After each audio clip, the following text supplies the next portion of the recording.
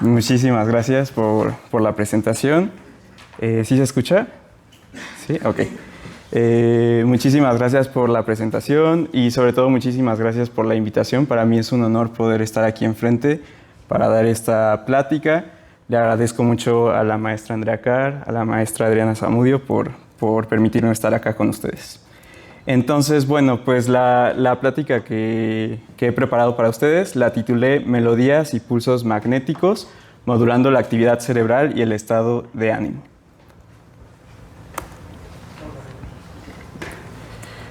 En general voy a tocar estos temas, entonces voy a hablarles sobre la importancia que tiene la música en la vida humana. Quizás ahí me voy a centrar un buen rato porque creo que esa es la parte fundamental para poder entender todo lo demás. Y después voy a tocar un poco sobre cómo la música puede lograr sus efectos emocionales en nosotros, también cómo es que puede modular la actividad de nuestro cerebro.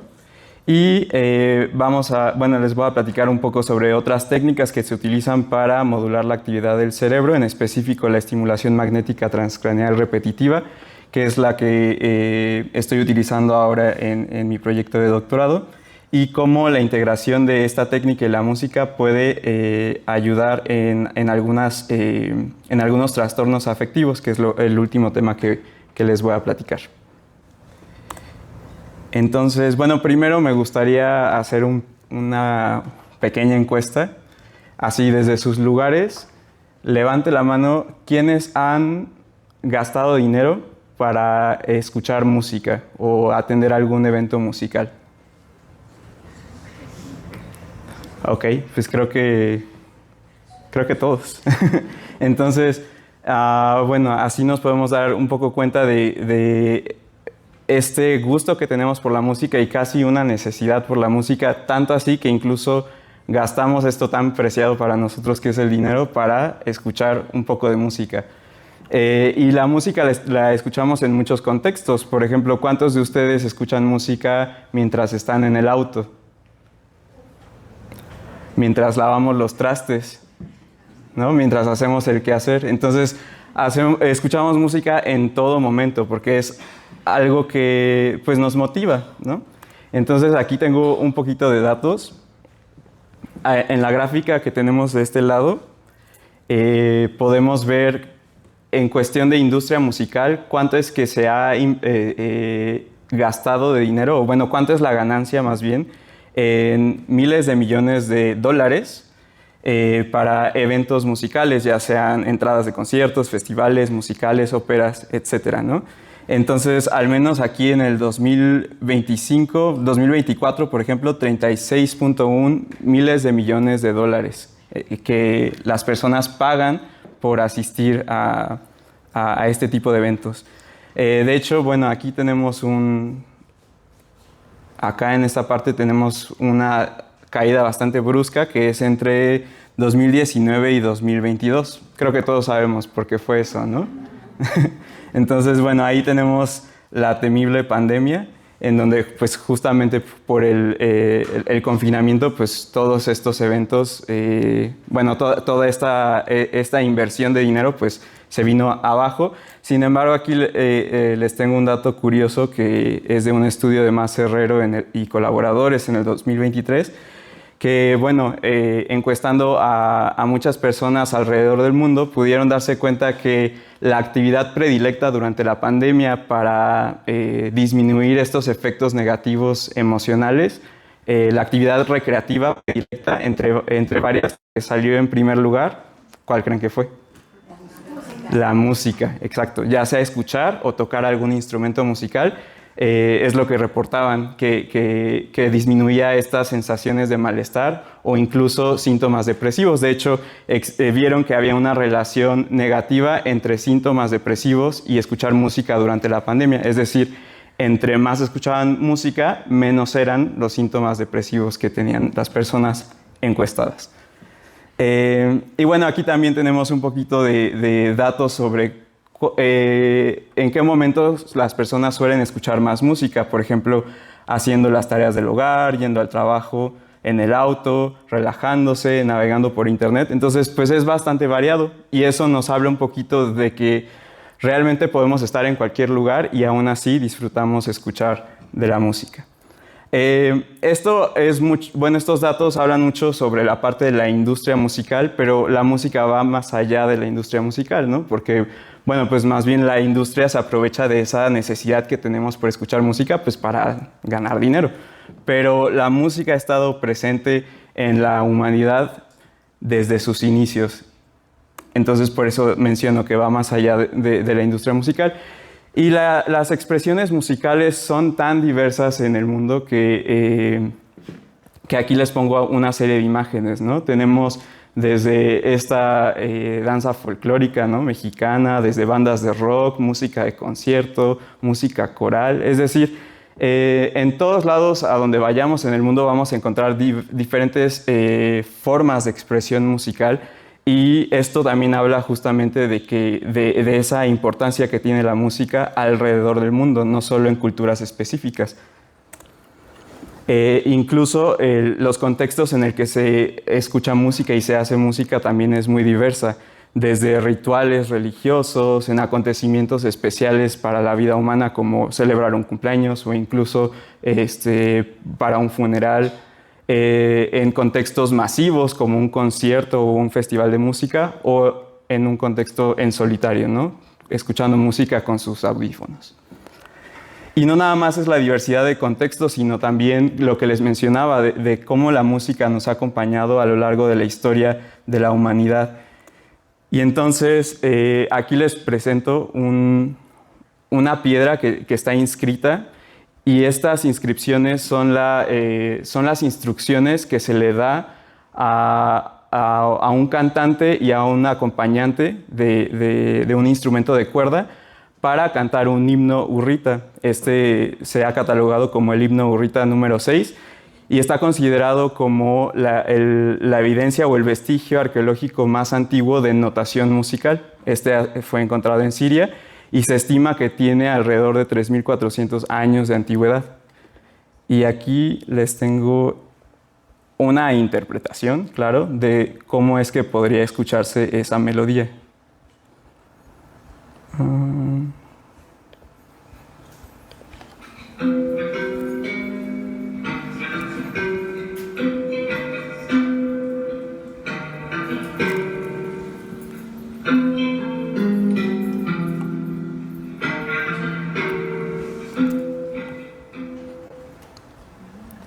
Y bueno, no sé si alguien ya había visto esta imagen antes. Sí, por ahí veo una mano levantada. ¿Saben qué es? Pareciera que es una flauta, ¿no? Bueno, esta flauta fue encontrada en Alemania y resulta que es el vestigio arqueológico más antiguo que conocemos hasta ahora sobre un instrumento musical. Y esta flauta data de 40.000 años de antigüedad. Entonces, bueno, pues ya nos vamos dando una idea o dimensionando un poquito de la antigüedad que tiene la práctica musical en los humanos. Y bueno, algo importante que mencionar es que quizás ese es el instrumento más antiguo que conocemos en cuanto a evidencia arqueológica, pero pues la música no se tiene que hacer a fuerzas con un instrumento como una flauta, ¿no? Tenemos otros medios de producir música, por ejemplo, con nuestro propio cuerpo, o incluso hay instrumentos que quizás no han podido ser preservados también por los materiales, y entonces no podemos decir que, bueno, como es el más antiguo, entonces a partir de hace 40.000 años comenzó la música, ¿no? Entonces, más bien la debemos de rastrear todavía antes de eso. Esta es un poquito polémica. Esta de acá es un hueso de oso que tiene 2 perforaciones. Y todavía se debate, se discute si fue producido intencionalmente esos 2 orificios o si fueron producto, por ejemplo, de un animal carnívoro. Pero bueno, lo interesante de esta flauta es que en el contexto en el que fue encontrado se le atribuye la fabricación de esto que pareciera una flauta al Homo neanderthalensis, a los neandertales. Entonces, bueno, la anterior, la que les mostré en esta diapositiva, pues fue un producto de Homo sapiens, que es a la línea a la que pertenecemos nosotros, pero esta fue producida por el Homo neanderthalensis hace 60.000 años. Entonces todavía es más antiguo y nos habla de que no nada más los Homo sapiens producíamos este tipo de artefactos que posiblemente eran utilizados para producir sonidos musicales.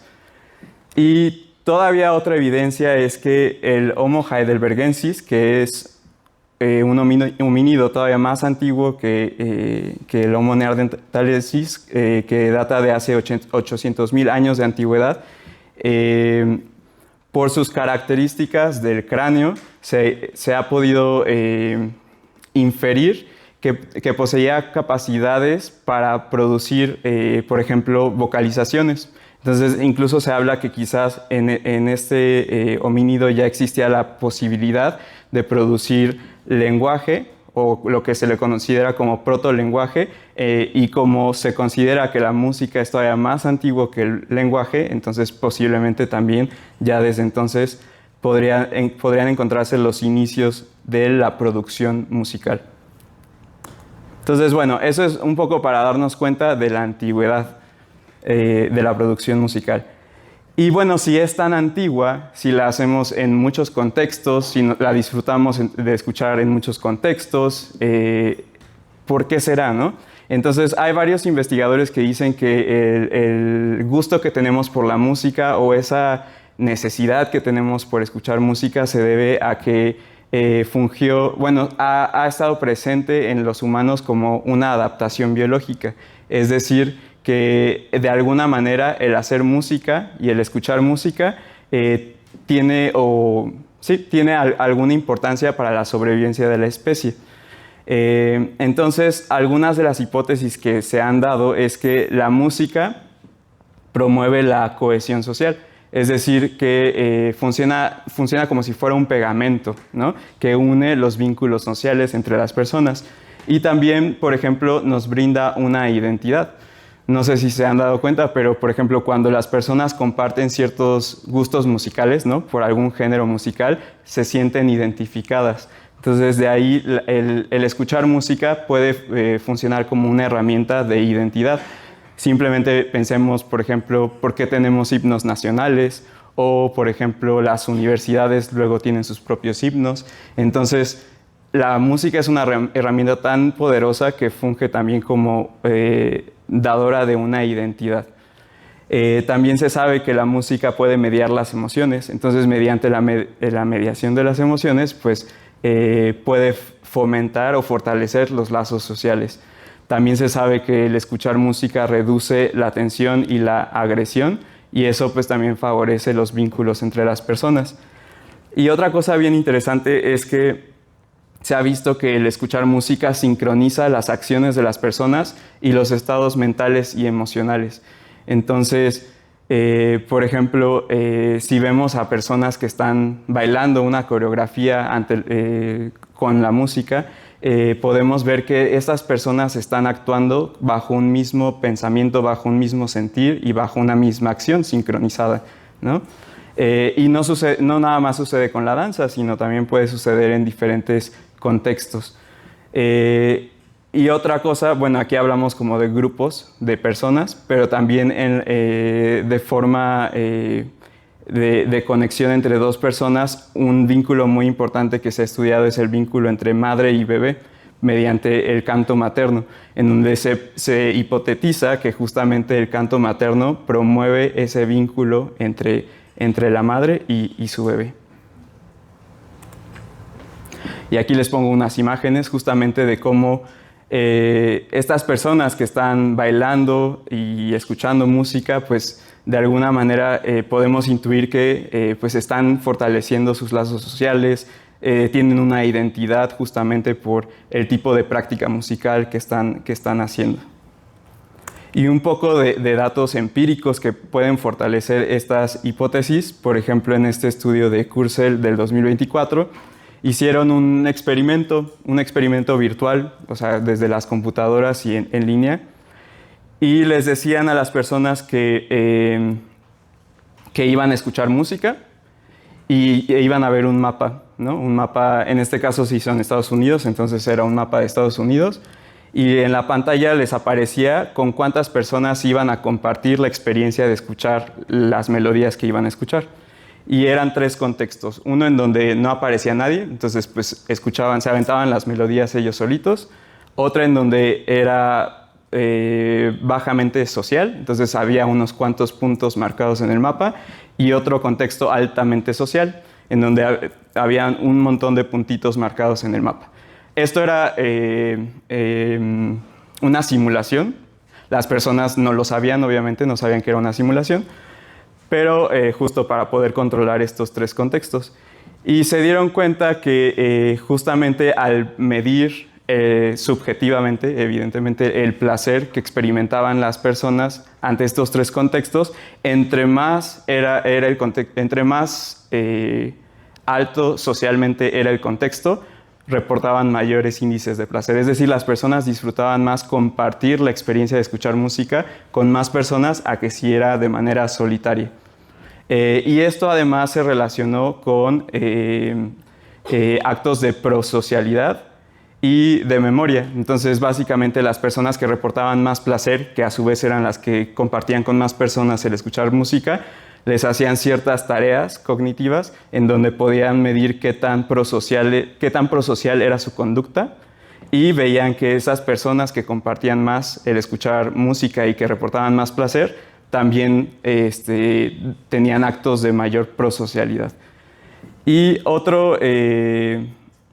otra serie de experimentos, aquí en esta tabla les muestro varios experimentos. Son 6 experimentos en donde justamente medían, en este caso lo que medían era el umbral del dolor. Esto del umbral del dolor se mide porque es una medida indirecta de la liberación de unos químicos del cerebro que se conocen como endorfinas, que justamente fungen como analgésicos. Entonces es indirecto porque al inducirles cierto dolor a las personas, obviamente dolor controlado, no para lastimarlos, pero al inducirles cierto dolor a las personas, si vemos cambios en la percepción dolorosa, podemos ver ahí la influencia de este sistema que se le conoce como de opioides endógenos, que se encarga de liberar estas endorfinas, y podemos de una manera indirecta ver qué tantas endorfinas están liberando. Y entonces utilizaron en estos 6 contextos diferentes actividades musicales. Por ejemplo, en una utilizaron coro, en otra utilizaron esta de acá que tiene la letra A, también fue coro. Esta que está solita, que tiene la letra B, fue nada más canto, pero en clases particulares, entonces fue canto individual. Esta fue de baile. Estas 2 fueron de baile y esta última fue con ritmos, con tambores. Y en todas lo que podemos ver es que hay un aumento en el umbral del dolor comparando antes y después de la actividad musical.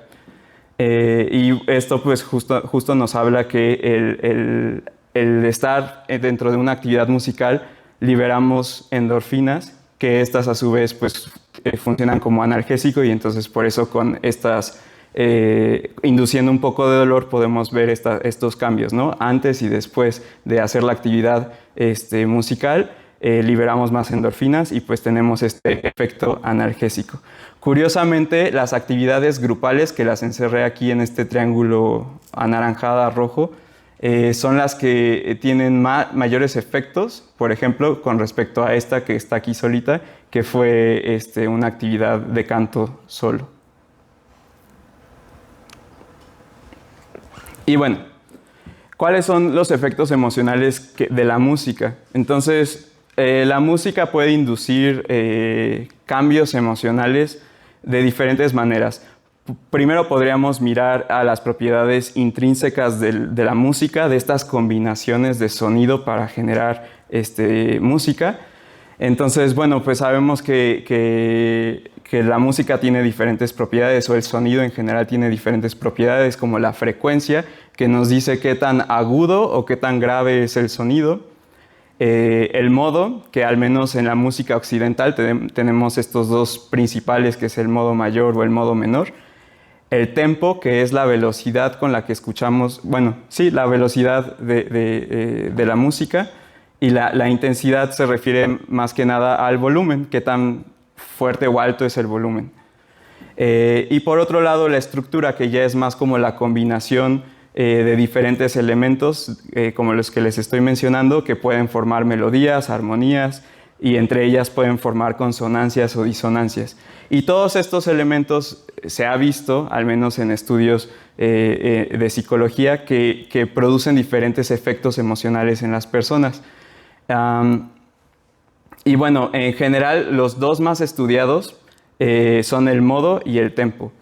Y bueno, se ha visto que el modo mayor suele inducir emociones positivas como la alegría y el como la tristeza en algunos contextos, y hablando principalmente en un contexto occidental. Y luego, por otro lado, el tempo, que es la velocidad de la música, suele asociarse más bien con la activación emocional, es decir, qué tan agitados nos sentimos. Entonces, tempos rápidos o músicas más aceleradas tienden a acelerarnos más emocionalmente a tempos más lentos. Y entonces, mediante esta combinación entre modo y tempo, podemos inducir diferentes tipos de emociones. Entonces, por ejemplo, aquí les tengo dos muestras.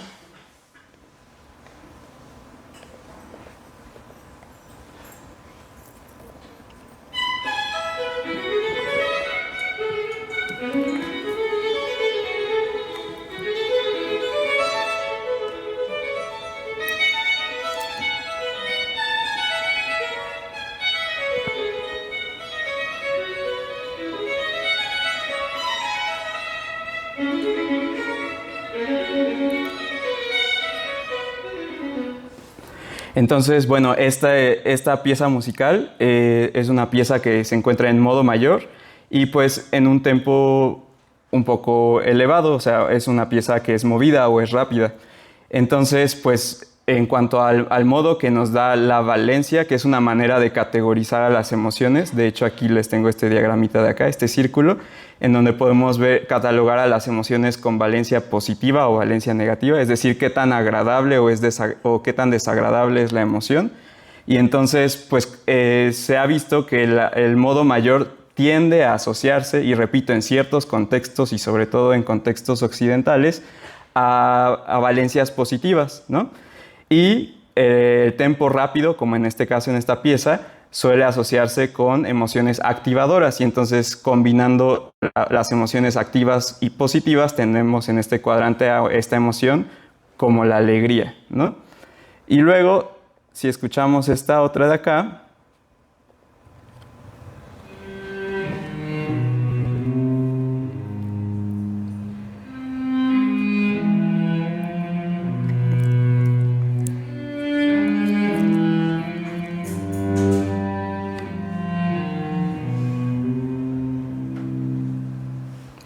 bueno, pues esta pieza está compuesta en modo menor y su tempo es más lento. Entonces, combinando estos dos elementos, pues el modo mayor tiende a asociarse a valencias negativas, y el tempo lento tiende a asociarse a una activación emocional más baja. Entonces, si miramos este diagramita circular de acá, vemos que la combinación de valencia negativa y pasiva tenemos emociones como la tristeza. Entonces, con estas características, pues tenemos una cierta fórmula para inducir este tipo de emociones, repito, en ciertos contextos. Pues muchas investigadoras o investigadores se preguntaban, pues, ¿por qué se da esto? ¿Por qué sucede este fenómeno? Y mucho tiene que ver justo por cuestiones de contexto y aprendizaje sociocultural, pero por otro lado también hay ciertas cuestiones de estas características perceptuales del sonido que, por ejemplo, se han visto asociadas con la manera en que nosotros hablamos y entonamos, lo que se conoce como prosodia. Y dependiendo de nuestros estados afectivos o nuestros estados de ánimo, nuestra prosodia cambia. Y entonces se han dado cuenta que, por ejemplo, las frecuencias predominantes en el modo mayor se asocian más con nuestra prosodia cuando nos encontramos alegres, en un estado emocional alegre. Y, por ejemplo, las frecuencias predominantes en el modo menor se tienden a asociar más a la prosodia de cómo hablamos cuando, por ejemplo, nos encontramos tristes, ¿no? Con un tono de voz más apagado, más lento. Entonces, quizás por ahí, dicen los investigadores que quizás por ahí viene esa asociación. Y luego aquí les puse la estructura. Entonces, esta combinación de melodía, armonía, consonancia y disonancia también puede producir otro tipo de emociones. Y lo subrayé aquí junto con experiencia musical, que ya viene en la parte de propiedades contextuales. Entonces, ahorita les voy a explicar, pero primero quisiera ponerles el ejemplo.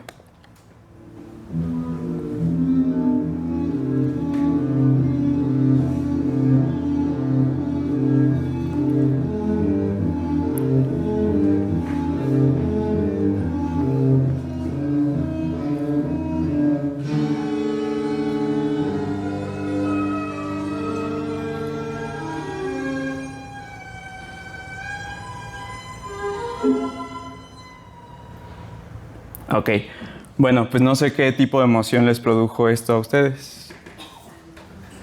Quizás a algunos les produjo cierta ansiedad o cierta incertidumbre, y esto sucede porque, bueno, primero que nada, pues nuestro cerebro es como una máquina predictora. Todo el tiempo le encanta estar prediciendo qué va a pasar después, y esto es por cuestiones adaptativas, ¿no? Porque pues tenemos que estar siempre adelante de lo que podría pasar para estar preparados o preparadas. Y lo mismo sucede en la música. Nuestro cerebro, pues cuando estamos escuchando una pieza musical, pues sabemos que la música es un fenómeno que se va desenvolviendo, desarrollando en el tiempo, y nuestro cerebro empieza a predecir qué va a pasar después, qué sonidos vienen después. Y entonces, si nosotros estamos acostumbrados a cierto tipo de música, pues nuestro cerebro como que ya se sabe la formulita de qué viene después. Si se la cambiamos, entonces nos produce cierta incertidumbre porque no sabemos qué está pasando o no estamos tan acostumbrados a ese tipo de música. Entonces, por ejemplo, este tipo de música tal vez para algunas o algunos de ustedes no es tan familiar, y justamente se ha visto una alta asociación entre la familiaridad y el placer musical. Entre más familiarizados estamos con cierto tipo de música, más placentero nos resulta ese tipo de música. Y por eso les mencionaba aquí la estructura, pues las estructuras de melodía, armonía, consonancia y disonancia son pues específicas para diferentes contextos socioculturales, porque la música, pues hay diferentes estilos de música, hay diferentes formas de la música que son específicas de diferentes culturas. Entonces, pues depende de dónde naciste, en qué contexto sociocultural creciste, el tipo de música a la cual estás más familiarizada o familiarizado. Y por eso ya aquí en propiedades contextuales les puse la experiencia musical, que es un factor importante a considerar para la manera en que la música nos emociona. Otra cosa, pues, es la experiencia personal, ¿no? Cada persona, pues, tiene vivencias diferentes, y por lo tanto su relación con la música va a ser diferente a la que tengas con tu tía o con tu amigo, ¿no? Entonces, cada persona tiene diferentes historias de vida, y eso también va a influir las emociones que sienta con diferentes tipos de música. Por ejemplo, nosotros podemos asociar una melodía con, no sé, el día que fuimos al parque y me la pasé muy bien, y otra persona esa melodía específicamente la asocia a un evento traumático, y entonces al momento de escuchar esa música la experiencia emocional va a ser completamente distinta. También lo que ya les mencionaba, el contexto sociocultural. Aquí les tengo otro ejemplo. ¿Qué piensan cuando escuchamos esto?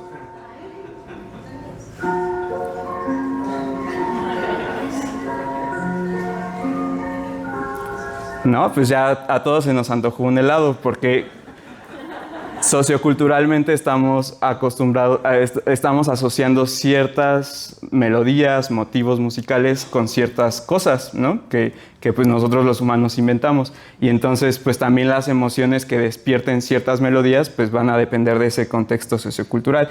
Esta melodía, si la pongo en otro lugar, en otro país, en otra cultura, pues quizás no sea lo mismo. También pues el estado emocional.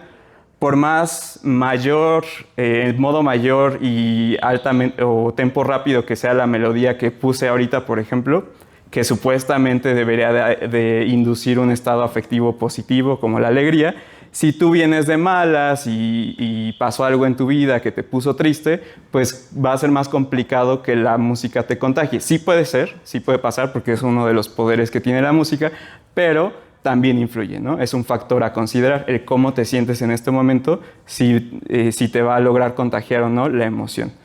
Y otra cosa, pues la personalidad. Entonces, pues cada persona es distinta y dependiendo de la personalidad, pues también va a ser el tipo de emoción que nos pueda producir la música. Entonces, esto a grandes rasgos son los efectos emocionales de la música. Nada más les explico rápido este diagrama, que es lo que les decía de la predicción, ¿no? Entonces, pues justamente es esto lo que les decía, que nuestro cerebro está constantemente tratando de predecir la estructura de la música o la melodía. Entonces, si nuestra predicción fue correcta, pues entonces vamos a sentir placer y después pues vamos a darle o asignarle un valor, ¿no? Pues esta música me gustó. Y esto pues coincide bastante con los modelos actuales sobre el procesamiento del placer o de la experiencia placentera, que justamente se divide en 3 fases. Una que es la anticipación o el deseo por el estímulo placentero. Por ejemplo, se me antoja un chocolate. Luego, la parte ya del placer per se, de que ya me comí el chocolate y qué rico. Y luego la fase de aprendizaje o de asignación de un valor, ¿no? de la experiencia. De que, bueno, ya sé que esta marca de chocolates me gusta mucho, ya me lo aprendí. Sin embargo, en cuanto a la música, esto es un poco más complejo, va más allá de eso, porque resulta que si una estructura musical es demasiado predecible, es decir, mi cerebro le está prediciendo y pues la estructura va tal cual, y entonces ya me sé la estructura, pues va a llegar un punto en el que ya no va a ser tan estimulante, ¿no? Entonces ya no nos va a agradar tanto. Y el lado completamente opuesto, pues si no le entiendo nada y mi cerebro no logra predecir la secuencia, pues me va a generar como esta incertidumbre o esta ansiedad. Entonces existe como un hotspot que le llaman los investigadores, o como ese punto preciso o exacto que se le conoce como el error de predicción, en donde tenemos pues esta estructura que nuestro cerebro sí logra comprender, pero en el momento menos esperado surge una violación de la estructura y entonces nos genera un efecto sorpresa, y eso se ha visto o se ha estudiado que es bastante placentero para los humanos. Entonces eso de que nos hacen como un giro o un plot twist, digámoslo de esa manera, para nosotros es bastante interesante y placentero. Bueno, ahora voy a hablarles un poco sobre cómo es que la música modula la actividad cerebral. Entonces, primero, como para entendernos un poquito, pues el cerebro es nada más una parte de un sistema muy complejo, que es el sistema nervioso. Y el sistema nervioso está compuesto principalmente por las células nerviosas que vemos acá, o que conocemos como neuronas. Y pues estas neuronas se encuentran interconectadas. Entonces tenemos muchísimas neuronas en nuestro sistema nervioso y se encuentran interconectadas entre ellas. Y entonces pues acá tenemos a esta neurona de este color como rosita, y acá al fondo tenemos esta neurona que es como azul verdoso más o menos. Y entonces aquí justo se está representando cómo esta neurona se está conectando con esta otra neurona del fondo, ¿no? Entonces, pues la neurona tiene un cuerpo celular, luego tiene estas como ramas, que son, vamos a llamarles como unos bracitos, que se llaman dendritas, y luego tiene esta cola de acá que sale, que principalmente su función es mandar información a lugares más lejanos.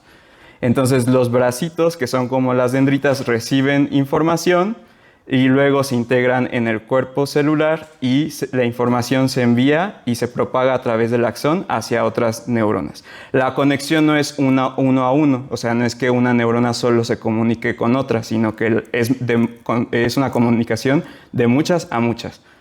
Y entonces pues es un enredo completamente, pero en realidad es un sistema bastante sofisticado y bastante ordenado. Y la comunicación sucede, es una comunicación electroquímica. ¿Por qué química? Porque utiliza unas sustancias químicas que vamos a llamar neurotransmisores, que van a funcionar, hagan de cuenta, como si fueran unas llaves. Y estas llaves abren las compuertas para que entre a la neurona esta información que es una información eléctrica, ¿sale? Entonces, al final de cuentas, la electricidad es la que viaja y es la que va a llegar a los diferentes puntos que tiene que llegar. Y aquí en este diagramita es lo que trato de explicar, cómo va cambiando de color acá. La información que entra se integra en este punto de acá, que es el cuerpo celular, y una vez llegados ahí, se propaga hacia abajo, que es el axón, ¿ok? Y esto pues es justamente corriente eléctrica.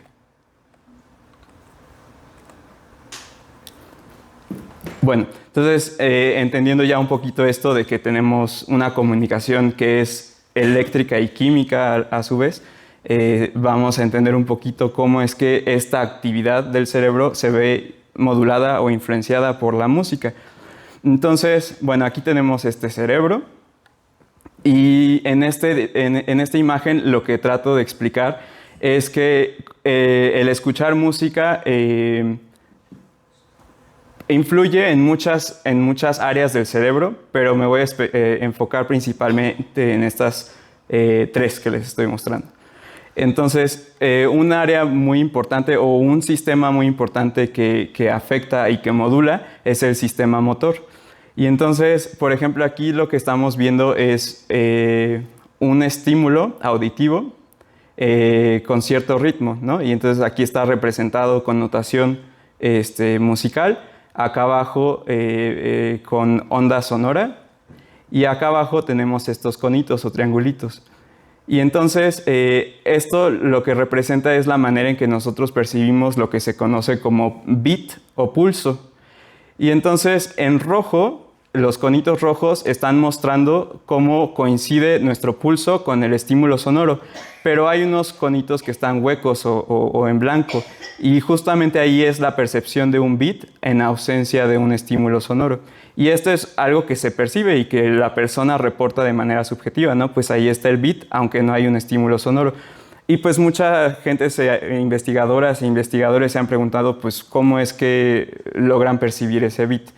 Bueno, pues resulta que un sistema que se encarga principalmente de esa sensación del pulso de la música es el sistema motor, a través de un área que se conoce como el área motor suplementaria, que en conjunto con otras estructuras nos hacen sentir como movimiento estos sonidos. Entonces, al momento de estar escuchando el sonido, y si recuerdan que les decía que el cerebro pues, es un órgano predictor, entonces, aunque haya una ausencia del sonido en algunos momentos, nuestro cerebro predice e incluso rellena ese hueco, no con una percepción auditiva, sino con una percepción de movimiento. Y es también por eso que nosotros, al momento de sentir el beat o de sentir el pulso, tenemos como esa necesidad o urgencia de movernos, porque justamente se están activando áreas motoras, ¿sale? Eso por un lado. Y por otro lado, también la música activa dos sistemas muy importantes que tienen que ver con la percepción placentera. Uno es el sistema dopaminérgico y el otro es el sistema de opioides endógenos, que ya les había platicado hace rato. Bueno, pues en este sistema dopaminérgico, pues muchos han escuchado hablar sobre la dopamina, seguramente, ¿no? Es un neurotransmisor muy famoso. Se le suele conocer como el neurotransmisor del placer. En sí, como el placer es un proceso complejo y ya se suele estructurar en tres fases, la dopamina influye principalmente no en la sensación per se del placer, sino en la fase de anticipación o del deseo. Entonces, la dopamina más bien es un neurotransmisor muy poderoso para la motivación. Es ese neurotransmisor que nos hace salir de la casa, ir al carro, ir a la tienda y comprarnos ese chocolate que se nos había antojado. Eso es lo que hace la dopamina. Y más bien qué rico está el chocolate, eso lo hace las endorfinas, ¿no? que son parte del sistema de opioides endógenos. Y justamente la música pues influye en estos dos sistemas, que son sistemas muy importantes justamente para la percepción placentera. Y por eso pues se dice que la música es capaz de activar sistemas que están asociados con el placer, como el de comer, ¿no? Que es una necesidad fisiológica pues, indispensable. Bueno, con datos empíricos, ¿cómo se ha visto la influencia de estos dos sistemas? Por ejemplo, de este lado, en esta gráfica, tenemos la administración de dos fármacos, una que es la risperidona y otra que es la levodopa. La risperidona es un antagonista de la dopamina, es decir, si tú te la tomas, todos tus receptores, acuérdense que los neurotransmisores son como llavecitas, y esas llavecitas tienen que entrar a un receptor. Entonces, la risperidona lo que hace es que se ancla a estos receptores y los bloquea. Entonces, ya no deja que entre que la dopamina se pueda anclar. Y entonces, pues justamente lo que hace es que disminuye la actividad dopaminérgica. Y la levodopa es al contrario. La levodopa es un agonista de la dopamina y entonces lo que hace es que se ancla a estos receptores y activa el sistema. Entonces, lo que se hizo en este estudio, por ejemplo, es que se les administró en momentos diferentes risperidona y levodopa y un control o un placebo, que es básicamente como si fuera un chochito de algo, ¿no? Creo que en este estudio era de lactasa, perdón. Y bueno, lo que vemos acá son los cambios en porcentaje, los cambios con respecto al placebo. Y entonces estos cambios los vemos, por ejemplo, cuando aquí con chill se refiere a cuando se nos eriza la piel. No sé si a ustedes les ha pasado que cuando escuchamos música que es muy placentera, se nos eriza la piel. Entonces les preguntaban a las personas pues si se les erizó o no la piel, o el número de veces. Y entonces catalogaron a los grupos que sí se les erizaba la piel, luego a los grupos que reportaban altos niveles de placer, bajos niveles de placer, y por último gente que de plano no sentía placer al escuchar música. Y estos son puntajes de gusto por la música, qué tanto te gustó la música. Y entonces vemos que con levodopa, la gente que de por sí disfruta mucho la música y que hasta se les eriza la piel, con levodopa, pues el incremento fue muchísimo con respecto al placebo o al otro chochito. Y con risperidona el placer decayó bastante, ¿no? Entonces aquí vemos cómo la dopamina pues sí juega un papel muy importante para la percepción placentera de la música. Y por otro lado, aquí en esta otra gráfica tenemos el papel que juega los opioides endógenos. Entonces, aquí también jugaron un poquito con fármacos y entonces tenemos la oxicodona en verde y la naltrexona en rojo. Y la oxicodona pues es un agonista, es decir, activa el sistema de opioides endógenos, y la naltrexona es un antagonista, entonces ese más bien apaga o disminuye la actividad de este sistema. Y aquí, por ejemplo, lo que hicieron fue una medida fisiológica. Medían la resistencia galvánica de la piel, que es una forma de medir qué tanto nos sudan las manos. Y entonces, pues sabemos que las emociones, entre más activadora es una emoción, pues más nos sudan las manos. Entonces, se sabe que pues la música que es muy placentera, pues nos activa muchísimo y pues nos empiezan a sudar más las manos que música que no es tan activamente emocional o emotiva. Y entonces aquí vemos que la participación de este sistema de opioides endógenos, como las endorfinas, activan más esta medida fisiológica que es la sudoración de la piel, a diferencia de la naltrexona. Entonces aquí vemos también cómo este sistema juega un papel muy importante para la experiencia placentera de la música. Y bueno, recordemos, por ejemplo, este diagramita de cómo es que se pueden clasificar las emociones. Las podemos clasificar en términos de valencia, positiva, negativa, en términos de intensidad, activadora y pasiva. Y se han propuesto ciertos modelos que pueden predecir a través de la actividad del cerebro la emoción que se está sintiendo.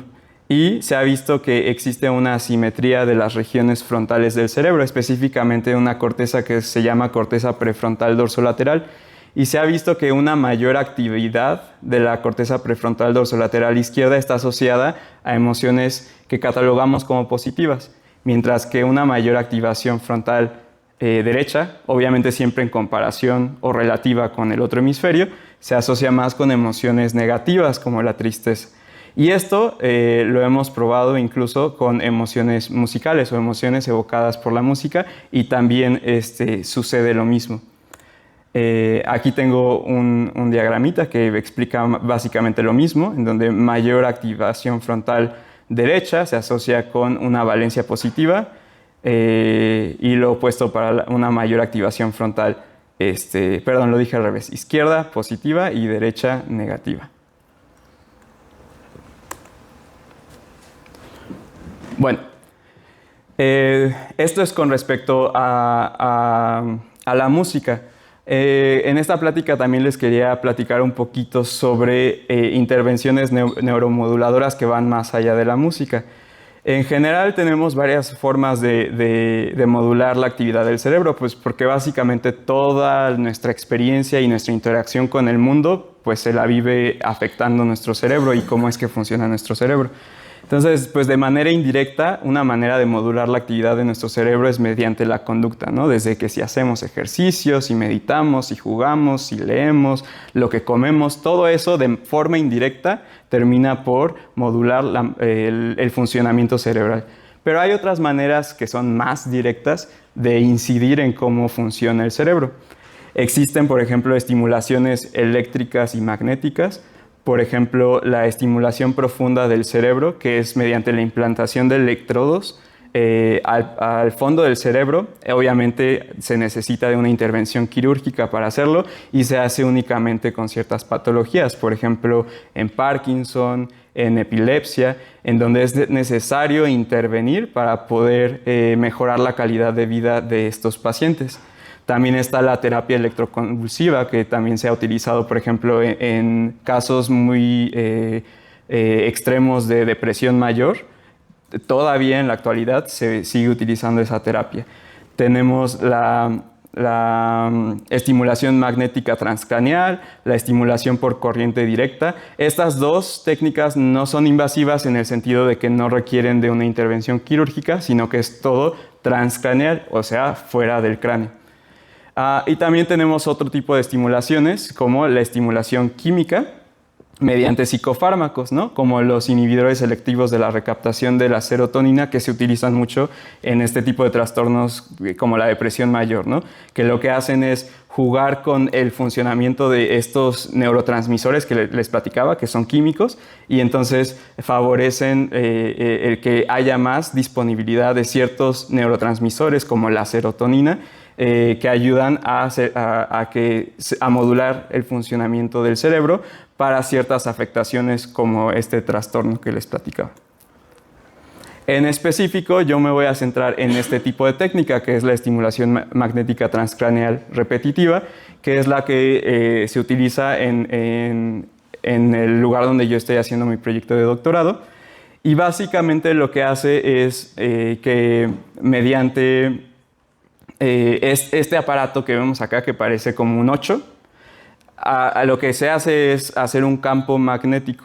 Y entonces ese campo magnético, al acercarlo a la cabeza, lo pegamos al cráneo. Eso a su vez induce corriente eléctrica, ¿no? Entonces el campo magnético, recordemos que magnetismo y electricidad pues van de la mano. Entonces el campo magnético induce una corriente eléctrica, y recordemos que pues el funcionamiento del cerebro es mediante electricidad. Entonces si estamos induciendo corriente eléctrica, entonces también estamos modulando la actividad del cerebro. Y esto se utiliza para diferentes cosas. Por ejemplo, aquí el cerebro tiene una región, les platicaba un poco sobre el sistema motor, y dentro del sistema motor hay una región muy específica que es el área motora primaria, y esta área se encarga de controlar los movimientos de nuestro cuerpo. Y entonces, pues justamente nosotros nos damos cuenta que este aparato es capaz de llegar al nivel de la corteza, al nivel de la superficie cerebral, porque si logramos estimular ciertas regiones como el área motora, podemos inducir movimiento involuntario. Entonces, por ejemplo, esta corteza, hagan de cuenta que es como un mapa, y ese mapa es un mapa de todo nuestro cuerpo, y dependiendo de la región que se estimula, es la región del cuerpo que se mueve. Y esta pues no es que funcione siempre, o sea, esta región se estimula, se autoestimula, ¿no? Nuestro cerebro está siempre autoestimulándose para generar el movimiento voluntario. Pero de manera externa nosotros podemos estimular a esa corteza y dependiendo del lugar de esa corteza que movemos, podemos producir movimiento. Entonces aquí les tengo un video.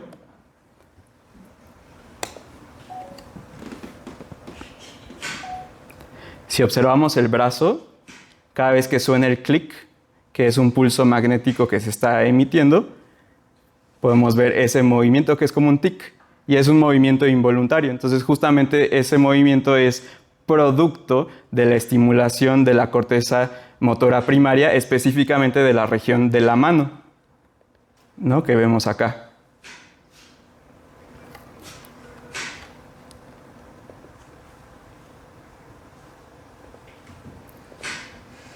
Bien. Bueno, se pueden estimular diferentes regiones. Una de las regiones que se suele estimular más en este tipo de intervenciones es la corteza prefrontal dorsolateral, que ya les había platicado. Y esta región es muy importante para diversas cosas, entre ellas, por ejemplo, la regulación emocional, porque forma parte de este sistema dopaminérgico que ya les había comentado, pero también es responsable de algunas cuestiones cognitivas, como por ejemplo es responsable de la atención, de la inhibición, del control inhibitorio. Por ejemplo, cuando queremos hacer algo pero lo queremos dejar de hacer, eso que nos permite parar la conducta es en parte tarea de esta región. Y bueno, se ha visto que estimular esta región tiene justamente efectos cognitivos y mejora la atención y la velocidad de procesamiento de la información. Se hacen muchas tareas para poder medir esto. Una de ellas muy famosa es la tarea de Stroop. No sé si alguien ya la había escuchado antes. Esta es esta de acá, en donde podemos ver una serie de palabras que sus significados son colores, ¿no? Por ejemplo, rojo, negro, azul, pero están pintados con una tinta diferente, incongruente a la palabra que está diciendo, ¿no?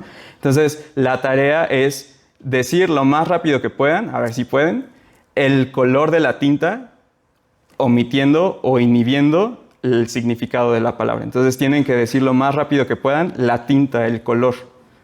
Y es por columnas, no sé, a ver, inténtenlo. Así desde estos lugares.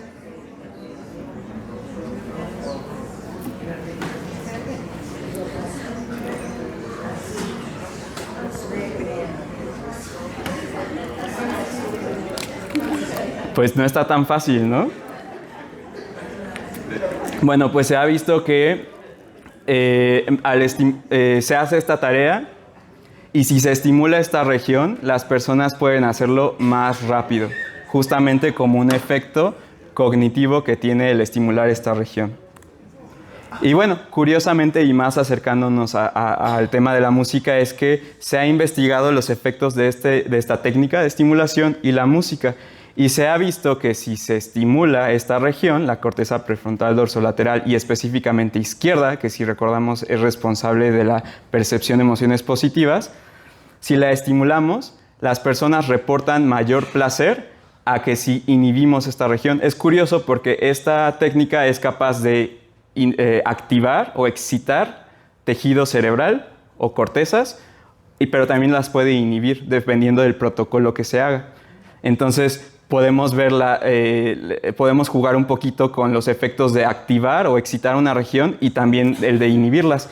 Y entonces aquí estamos viendo la comparación de los ratings o de las calificaciones de gusto por música cuando estimulamos o excitamos esta corteza y aquí cuando inhibimos esta corteza. Y estos, bueno, son cambios en porcentaje con respecto al placebo. El placebo es simplemente hacer una estimulación ficticia. Les hacemos creer que los estamos estimulando, pero no les estimulamos nada. Entonces, estos cambios, digamos que están controlados con un placebo. Esto es con respecto a puntajes subjetivos de like, de qué tanto te gusta la música. Esto es con respecto a datos fisiológicos. Recuerden que la sudoración de las manos lo vemos como un proxy o como una medida indirecta de qué tanto nos emociona un estímulo musical. Y esto es el qué tanto están dispuestos por gastar dinero. Y es un experimento ecológico porque les dan como un budget o un presupuesto al inicio del experimento que sí se los van a dar al terminar, pero ellos deciden si se lo gastan o no en pagar por escuchar música. Entonces aquí vemos qué tanto están dispuestos o no en dar su dinero que les iban a dar al final para escuchar la música. Y vemos que al estimular esta región dan más dinero que si se inhibe esta región. Y bueno, pues, ¿cómo podemos utilizar estas intervenciones de manera clínica para, por ejemplo, trastornos afectivos? Bueno, pues les platico que esta técnica ya se utiliza para tratar el trastorno depresivo mayor. Bueno, para darles un poquito de contexto, ¿qué es eso del trastorno depresivo mayor? Pues es un trastorno que afecta el estado de ánimo y se caracteriza por estados de profunda tristeza, de anedonia, que es pérdida de placer, pérdida de motivación, alta culpabilidad, en los casos más severos, ideación suicida e incluso pueden llegar a cometer suicidio. El 5% de la población mundial padece de depresión. Es la cuarta causa de muerte por suicidio en adolescentes y adultos jóvenes. El 75% no recibe tratamiento en países de ingresos bajos y medios, como aquí en México. El 14.9% de la población adulta mexicana presentó sintomatología depresiva de moderada o severa alguna vez en su vida. Y es importante mencionar que a raíz de la pandemia hubo un incremento del 27.6% en la prevalencia de este trastorno. Bueno, además de estos síntomas que les mencionaba, a nivel neurofisiológico existen ciertas características en estos pacientes y una de ellas es una disminución del sistema dopaminérgico, específicamente en un área que se llama el núcleo accumbens y en la corteza prefrontal dorsolateral izquierda, que recordemos que era esta región encargada de procesar emociones positivas. Entonces podríamos interpretarlo como que estas personas tienen una incapacidad o una dificultad en procesar emociones positivas y placenteras. Bueno, pues tras esta intervención de estimulación magnética transcraneal en esta región prefrontal dorsolateral izquierda, se ha visto que disminuyen los síntomas depresivos. Tan así que desde el 2007 ya fue aprobado por la FDA en Estados Unidos como tratamiento para la depresión y en México desde el 2016 también ya ha sido aprobado. Y además se sabe que es más efectivo en el sentido de que los síntomas reducen en menor tiempo y con menos efectos secundarios que otros tratamientos de primera línea, como por ejemplo la psicoterapia, que puede ser un proceso un poco más lento, o los psicofármacos, como los inhibidores selectivos de la recaptación de serotonina. Bueno, pues este es el lugar donde estoy desarrollando mi proyecto de investigación. Es la unidad de neuromodulación de la UNAM en Juriquilla, Querétaro. Y bueno, justamente ahí es lo que hacemos, la estimulación magnética transcraneal. Tenemos una parte clínica que hacemos un servicio a las personas que necesitan de este tratamiento, pero también se hace investigación, que es en el área en la que yo estoy. Y bueno, pues ya los dejo con esta diapositiva, que es justamente como las perspectivas a futuro, que una de ellas es justamente el integrar intervenciones sensoriales, por ejemplo, la terapia de luz brillante, la musicoterapia, la cromoterapia, entre otro tipo de intervenciones sensoriales, que sabemos por evidencia que activan el sistema dopaminérgico, es decir, promueven la liberación de dopamina, y combinarla con este tipo de intervenciones de estimulación cerebral no invasiva. Y esto como un coadyuvante para el tratamiento y reducción de síntomas depresivos. Y pues justamente en eso es en lo que estoy yo. Espero en un futuro no muy lejano poder traerles datos sobre esta investigación, justamente ver los efectos de conjuntar la estimulación magnética transcraneal y los efectos placenteros de la música en pacientes con depresión. Y bueno, pues eso sería todo. Pues le agradezco a toda la parte de la UNAM, que es la que me está permitiendo hacer esta investigación, pero también agradezco mucho a la Fundación Musicar, a la maestra Andrea Carr y a la maestra Adriana Zamudio por esta invitación. Muchísimas gracias.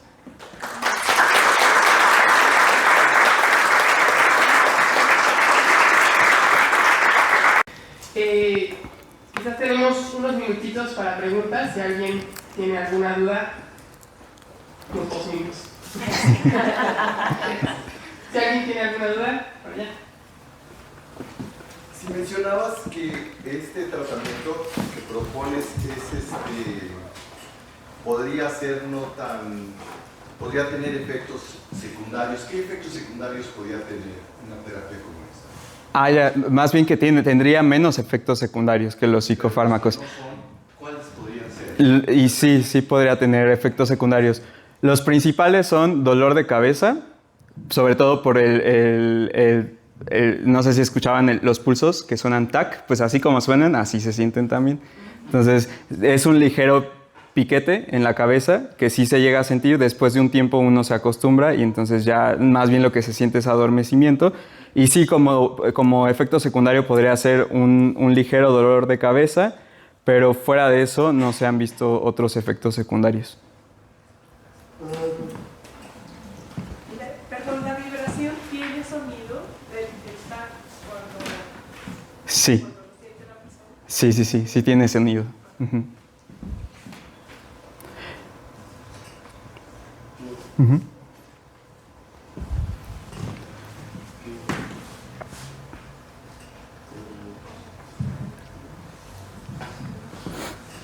Quizá esto se aleja un poco del tema en el que se centra tu estudio, espero que no tanto, pero me gustaría saber si eso tiene alguna implicación también en otras condiciones como el Alzheimer, por ejemplo, algunas enfermedades neurodegenerativas. Esto porque pues, sé que el Alzheimer las personas con Alzheimer tienen todavía capacidades para tocar instrumentos, para conocer piezas musicales que fueron importantes y relevantes en su vida. Pues me gustaría saber si tiene alguna implicación en este tipo de condiciones. Sí.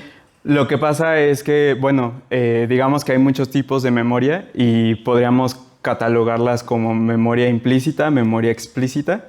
Entonces, la memoria explícita son todas esas cosas que podemos recordar de eventos o datos que podemos almacenar, y la memoria implícita son cuestiones más perceptuales y emocionales que quizás no almacenamos tal cual como un dato, tal cual, y que si de alguna manera estimulamos podemos lograr que la persona recupere esas memorias, porque generalmente en el Alzheimer al final, pues con ese gran deterioro que sucede, pues sí se deterioran muchas áreas del cerebro, pero principalmente las primeras que se deterioran son áreas relacionadas con memoria, pero explícita.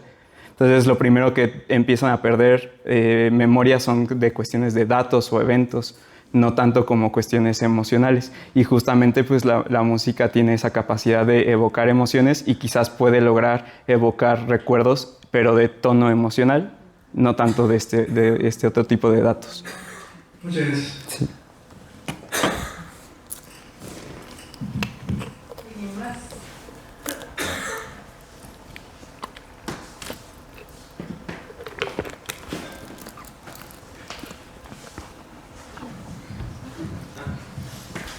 Oye, una duda que me surgió.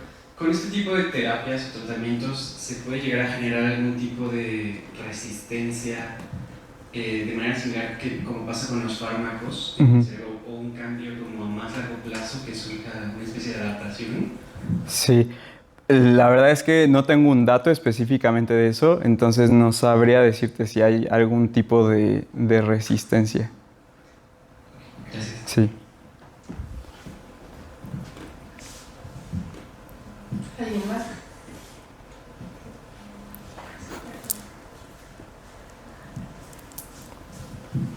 Gracias. Nos comentas que en Juriquilla se aplica la intervención. ¿Qué futuro hay para que se dé a más población o que este tipo de terapia se hagan más populares y de fácil acceso? Sí. Pues ya cada vez está cobrando más popularidad y además porque desde la parte de investigación se está haciendo más presión por llevar esta estimulación como un tratamiento de primera línea, justamente por la evidencia de que es más rápido y con menos efectos secundarios que los psicofármacos. Y en Juriquilla no es el único lugar donde se hace, o sea, también en México, por ejemplo, en el Instituto de Psiquiatría también se hace, hay varias clínicas particulares que lo hacen, entonces hay varios lugares en donde lo emplean.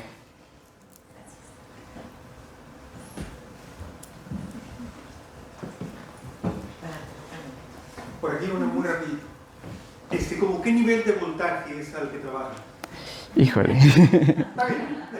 Sí, no, así el dato específico no.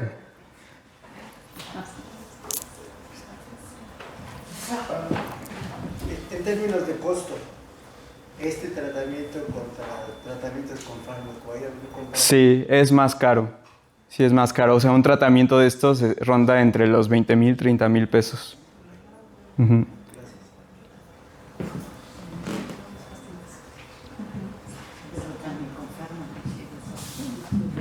Nada más felicitarte, Pablo, por tu trabajo, porque pues siempre has demostrado tu capacidad para la investigación. Felicitarte, de verdad. Me alegra mucho estar aquí, poder escuchar todo tu trabajo y lo que estás haciendo. Sé que vas a llegar a muy buena aportación dentro de tu investigación. Y porque estás trabajando con un fenómeno real, con una situación real que tenemos, como tú lo decías, en el mundo, de gran depresión, que tuvimos ese pico con la pandemia y que todavía tenemos que ver qué efectos a futuro incluso nos traen todas estas secuelas, incluso cosas que se tuvieron a partir de entonces. Entonces, solamente felicitarte y ojalá que tengamos el gusto también de escucharte el día de mañana con todos tus resultados. Muchas gracias. Gracias.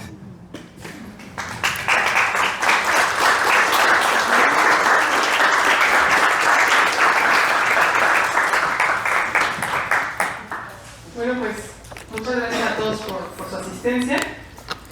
Nuevamente muchas gracias al Instituto de Biotecnología, a su directora, la doctora Laura Palomares, al doctor Alfredo Martínez y a Omar Arriaga por todo su apoyo. Muchísimas gracias, Pablo.